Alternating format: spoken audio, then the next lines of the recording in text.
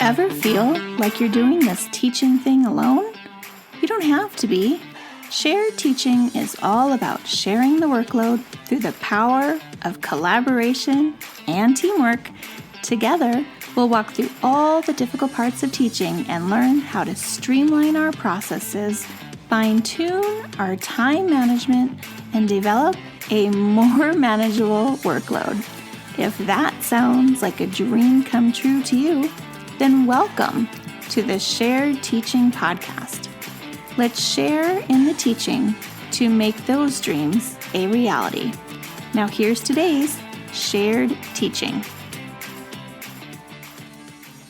Hello and welcome back to the Shared Teaching Podcast. I'm your host, Susan, the person behind Shared Teaching, and this is another Writing Tip Wednesday. We are on episode number 148, and today we're going to talk about moving beyond the opinion writing Oreo strategy. So it's a great way to structure student writing, but you really need a little bit more when it comes to asking for depth and variety in your students' writing. So opinion writing Oreo, if you haven't heard of it before, the O stands for opinion. Then we have R for reason, and then E for example. So they're giving an example to follow up the reason for why they have that opinion. And then they're restating the opinion. So OREO. And it's a very simple structure. It's very helpful for students to understand it. And so we use it a lot in lower elementary. And it's great, but after a while, we really start feeling like the student's writing is formulaic, right? All the writing seems very similar because they all have the exact same strategy that they're using. So when we're just using that template, we are going to be reading writing that lacks voice, originality, and creativity. And our goal for our students, at least I hope this is our goal for our students, is to learn to write for different purposes and audiences, and that's really hard to do when using a set template. We really want to have them thinking for themselves and being able to structure their writing differently for different audiences, right? Okay, so some ways that we can level up student opinion writing is to introduce different ways to support their opinion. So Oreo encourages students to provide a reason and example, but we can do that in other ways.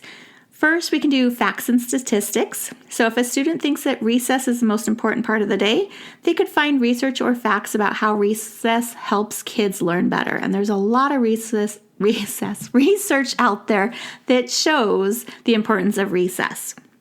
Another way is to do comparisons, talking and showing them how to explain that this choice is better than that choice, right? So if they think cats are better than dogs, they're going to compare the benefits of both of them so that they are acknowledging like the other side, right? And then there's personal experience. You're going to encourage them to tell some kind of story that supports their opinion. So for example, if their favorite snack is pizza, maybe they're describing a time when eating pizza for a special day made it even better. By offering different types of evidence, you're helping your students think critically about how to back up their opinions. Plus, their writing sounds even better when it doesn't look exactly like their neighbors. We can also emphasize audience awareness. So sometimes students write an opinion piece without even thinking about who is going to be reading it. So we really want to encourage them to consider the audience. We're asking them, who are you writing for? And why would your audience care about your opinion? So if they're writing about why they think video games should be allowed in school, they're going to write differently if it's for a classmate than versus a principal. You're going to teach students to tailor their tone and evidence to their audience, which is a great way to deepen their writing. Another way to consider audience is to use the RAFT strategy, R-A-F-T. So they simply write the letters RAFT going down their page, and then they complete each letter. So R stands for role. So who is writing this? Is it a viewpoint of themselves?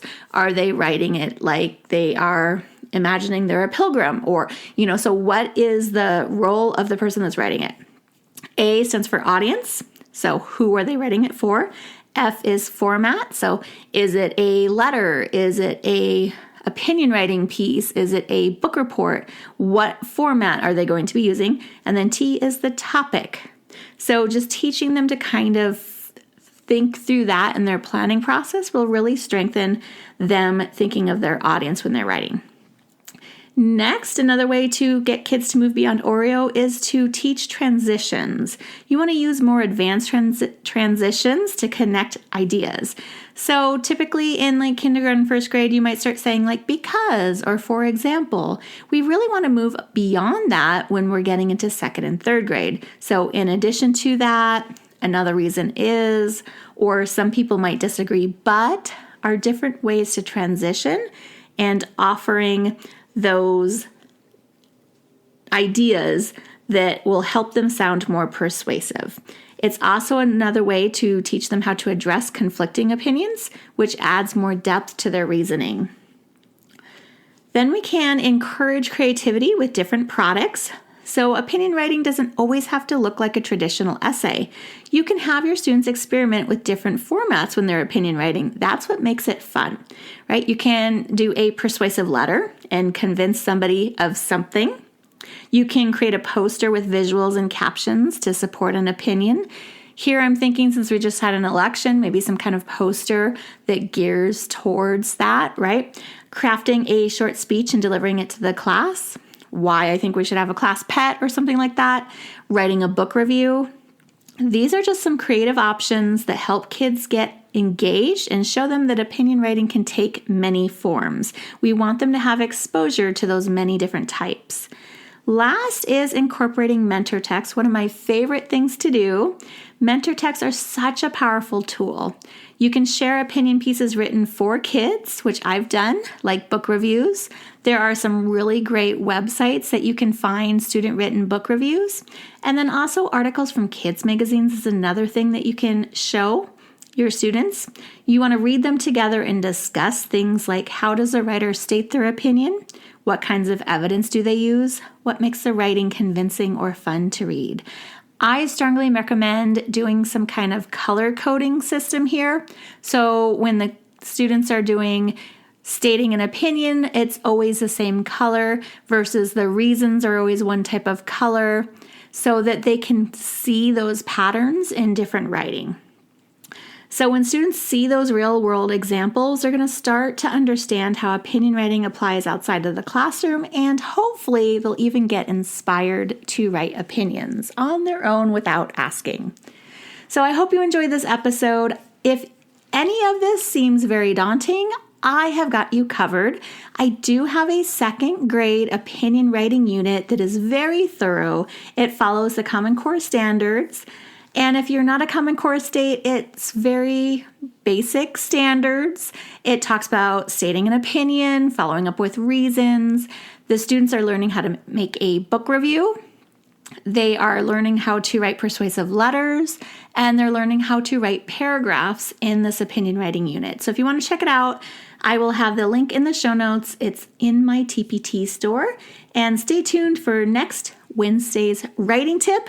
And then I have a special bonus episode that is coming out later this week that you're not going to want to miss. Make sure you subscribe wherever your favorite podcast player is. Bye for now.